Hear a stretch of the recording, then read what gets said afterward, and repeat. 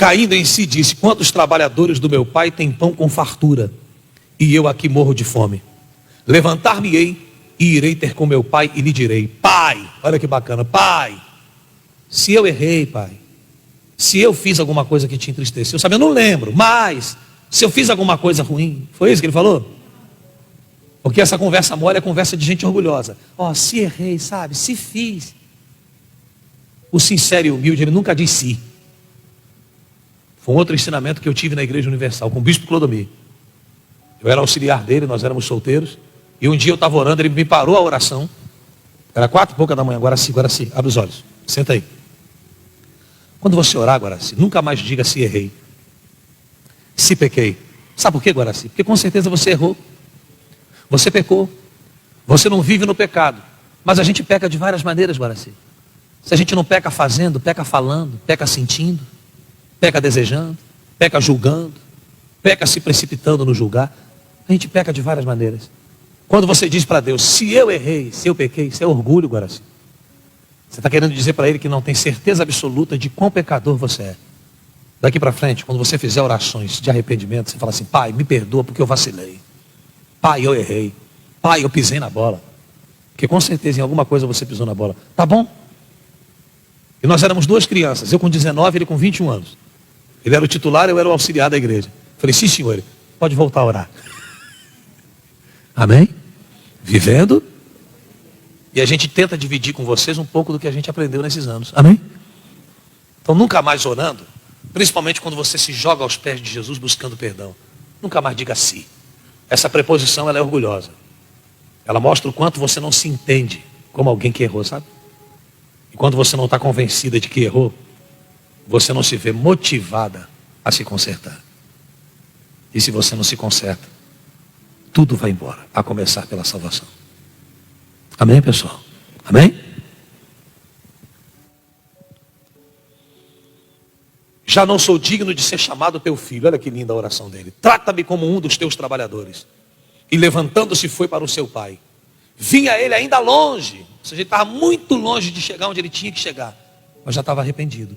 Quando seu pai o avistou e compadecido dele, correndo, o abraçou e beijou.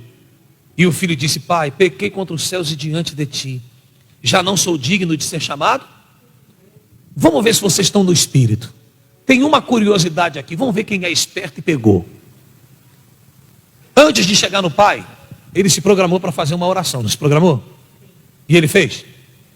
Ele fez? Ele fez? Não, ele não fez. Como assim, bispo? Ele não precisou fazer. Essa é a maior prova de que não são longas as orações que fazem a diferença, e sim as orações sinceras. Olha para o bispo, olha como é que é profundo. Para vocês aprenderem. Não olha para a Bíblia não agora, olha para mim e eu vou te dizer. Olha só. Quando ele caiu em si, ele disse assim: voltarei para a casa do meu pai, levantar-me-ei e irei ter com meu pai e lhe direi: pai, pequei contra os céus e diante de ti. Já não sou digno de ser chamado teu filho. Trata-me como um dos teus trabalhadores. Essa foi a oração que ele se programou para fazer, correto? Mas quando ele chegou no pai, olha o que ele disse: pai, eu pequei contra os céus e diante de ti. Já não sou digno de ser chamado teu filho. E o pai não deixou ele terminar a oração. Faltou uma parte da oração. Aquela em que ele disse assim: trata-me como um dos teus trabalhadores. Sabe o que significa isso?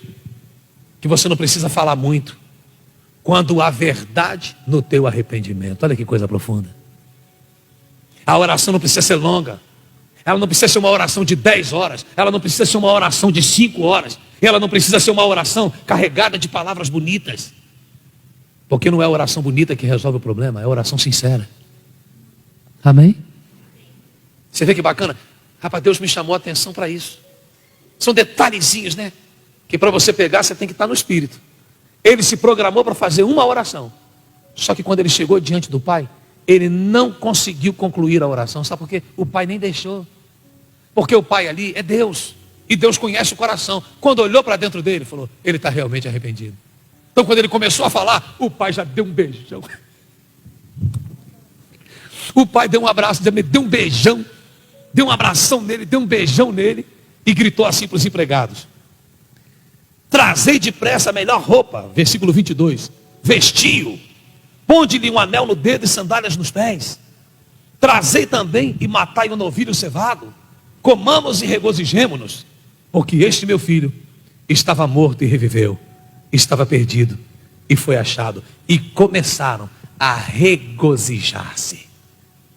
Olha para o bispo, você não precisa demorar nas orações não.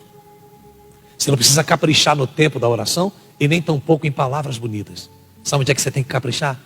Na humildade para reconhecer os teus erros e se arrepender de fato deles. E se arrepender de um erro não é sentir tristeza por tê-lo cometido, isso é remorso. Arrependimento é a decisão de parar o erro. Como que um marido pode provar que está arrependido de trair a esposa? Quando ele abandona a amante. Independente das consequências. Eu vou procurar a tua esposa e vou contar tudo, não tem problema não, pode contar. Eu quero me limpar. Pode fazer o escândalo que você quiser, pode bater na minha porta, pode chegar lá e gritar para todo mundo ouvir que eu sou adúltero, não tem problema não. Eu vou pagar o preço que eu tiver que pagar para me levantar, mas contigo eu não fico mais um minuto. Contigo eu não subo a cama nunca mais. Como é que se chama isso? Arrependimento. Isso produz perdão e salvação. Foi o que o garoto fez.